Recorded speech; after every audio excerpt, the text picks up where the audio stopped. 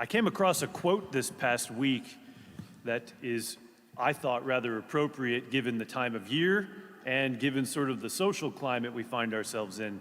This is what it says: Christians, like snowflakes, are frail, but when they stick together, they can stop traffic. Stay tuned tomorrow because we're going to have a couple of snowflakes stopping traffic. Now, these words were first penned by the American author and preacher Vance Havner more than half a century ago. But as I said, given our current climate in our country and in the world and in the church, and given the rather funny modern reappropriation of the term snowflake, I believe that they're timely enough for us to reflect upon this morning. Anyone with eyes to see or ears to hear, a mind to think, or a heart to feel can say undoubtedly that there's a tremendous amount of division among us in our own day. And I don't just mean differences or distinctions. Those are good. Variety's the spice of life, right? If we were all the same, it'd be pretty boring. I'm talking about division, right? Separateness, discord, rupture.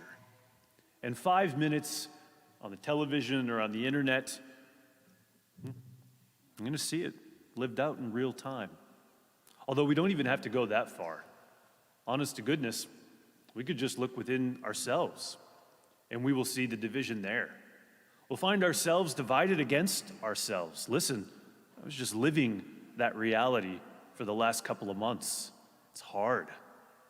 But not just within ourselves, within our families, within our network of friends and support. We're not always of one heart with each other. And this can cause an incredible amount of grief and suffering. Perhaps this is what causes us the most grief and suffering in this life. Because everywhere we go, we run into the possibility that our hearts will not be united. Now, the more self-righteous among us, myself included, will often take this whole phenomenon, and because it's just unpleasant to think about, it's easy to play the blame game. We start pointing our fingers and say, you're the reason for the division. No, you're the reason for all this division, or that's the reason for all this division, as if pointing out the cause of it is somehow going to fix it. And then there's the more defeatist among us who will just throw in the towel and say, it's not worth it. I'm just going to stick to myself and my own world and let everybody else fend for themselves. But you know that both of these responses to division and discord in our world are inadequate because we know that we're made for more. The reason that division is hurtful to us and harmful is because we're not made for it. We're made for unity. Again, not uniformity, but unity. We're made for our hearts to be one with each other. We're made for our hearts to be one with our God. And that's how we were created, in this bond of intimacy. And our hearts yearn for that when they don't have it. But our brokenness, mine and yours and everybody else's, this brokenness just continues to contribute to the experience of division. And this is where you and I find ourselves today. I mean, we're united here at this altar, thanks be to God. But we know that there's a lot that's going on outside of these walls, and maybe even within these walls, that needs healing, that needs to be put back together. And we come here today very humbly, knowing that we don't have the answers ourselves. We need to look outside of ourselves in order to find what is going to put the broken back together. Now, St. Paul, in his second reading today, begins to show us what this answer is going to be. And he calls out the problem of division in a very real way. He's writing to the Corinthians, and he's asking them, he's exhorting them to conform their lives to Jesus, the truth that Jesus proclaims and the love that Jesus brings, because he, and he alone, is the source of all unity. Now, St. Paul gets a little tough with the Corinthians. And sometimes you have to get tough with people who are hard-headed. And so he tells them, listen, you guys get your priorities all wrong. You're divided among each other. Some of you say that you're followers of me. Others are saying you're followers of Apollos. Stop it. We're followers of Jesus, and he is the great uniter. But if he's going to unite us, we can't just sit back and put our feet up and say, okay, Lord, do what you will. No, we have to be involved in the process of unity. We have to give of ourselves and follow in the footsteps of the great uniter himself. Now, how do we do that?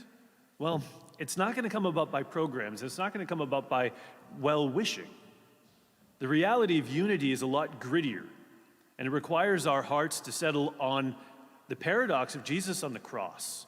Because it's on the cross that this great act of unity between humanity and God, humanity and the rest of creation, humanity with itself, it's on the cross that this great act of putting together what is broken is accomplished. And yet, how is it accomplished? By the brokenness of the Son of Man. Jesus' body is literally pulled apart on the cross. His blood is separated from his body. His breath is separated from his lungs. And he moves from life into death. And we look at this and we say, wait a second. How can putting everything back together come about by losing everything? And this is the mystery that you and I are invited not to figure out this morning, not to put our thumbs on and to wrap our minds around, but to wrap our hearts around and to enter deeply into the reality that unity requires sacrifice. Sacrifice of ourselves. Now, it gets a little bit more concrete than just that ethereal idea. And the Lord is not asking any of us to go get crucified in order to bring everything back together. But he's asking us to enter into this mystery. And I think one of the most concrete ways that I've heard this articulated comes from St. Thomas Aquinas. Near the end of his life, in fact, the last year of his life, Thomas Aquinas, one of the great theologians of our church, was invited to go to the city of Naples to preach a series of sermons during Lent. And one of the series of sermons that he was giving was on the Creed, right? I believe in one God, the Father Almighty.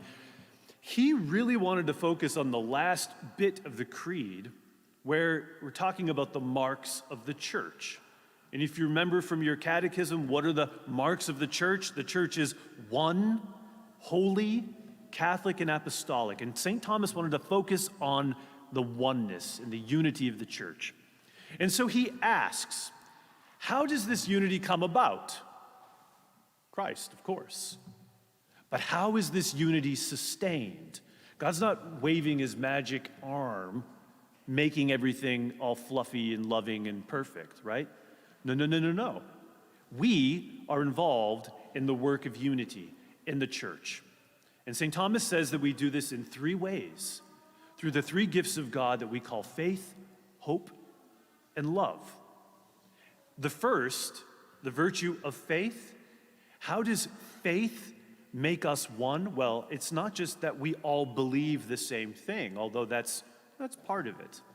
No, faith itself requires sacrifice. You ever thought about that? The fact that you are here this morning means that you're taking a step that many other people are not willing or not able to make. Faith is a risk, and you take a chance by saying, I believe in something that I can't put my finger on. And what do we sacrifice in taking that risk? Our comfort, our certainty, our own egos, maybe the other ways that we might like to live our life. No, to be faithful, sacrifice. And sacrifice leads to unity. So the very fact that you are here this morning, rather than being all snuggled up in bed where maybe you might have liked to have remained this morning, this is contributing to the unity of the church, the unity of the people of God. because your sacrifice bleeds into the body of Christ. So that's the first way, faith. The second way is hope. And you think, wait a second, how can hope be sacrificial, right? Hope is wonderful, right? We run off into the sunset and we're just waiting for everything to be great. Oh, no, no, no, no, no, no, no, no. If you're a person of hope, and I hope everybody here is a person of hope, hope requires real sacrifice. In a very concrete way, to be a person of hope means to let go of the hurts and pains of the past and to hope that tomorrow is not going to be perfect, but that it will be good, governed by the providence of God, who wills the good of all. And so what do we sacrifice in order to be people of hope? We sacrifice that nasty pessimism that loves to creep itself up, that likes to get into our brains and say, oh, no, no, no, no, no, no, no. Things are going to be awful tomorrow. Remember yesterday? Remember how bad they were yesterday? It's going to be the same thing tomorrow. Oh, it's a lie. It's not real. But we have to sacrifice in order to have hope. And when we have hope, when I can hope that my relationship with you and your relationship with me can be healed, it can be put back together, that differences can be overcome, that I can attain eternal salvation, this puts the broken back together, but it comes at a cost. Hope is a sacrifice. And then the most important part of the formula is the virtue of love. Real love is sacrifice, and real love hurts. Ain't nobody who's ever loved without giving of themselves. If you're not, it's not love, it's something else. Love requires sacrifice. And here, it's the gift of yourself, not necessarily finding ways for you to hurt for somebody else, but to live for somebody else, to put their good on par with your own, to put their needs on par with your own, to love them, as Jesus says, as you love yourself. The world is lacking this even more than faith and hope. It's lacking this total gift of self. And this is what brings the church together. This is what strengthens people to keep going, to know they're not alone. When I can wake up in the morning and come to church and know that somebody else is sitting here and they love me, that they would do what they could to help me, that they will help me to grow in my faith and in my hope, it helps to make the whole journey a little sweeter. And so St. Thomas, in preaching to the people of Naples, St. Paul preaching to the Corinthians, we're hearing the same thing in our own day.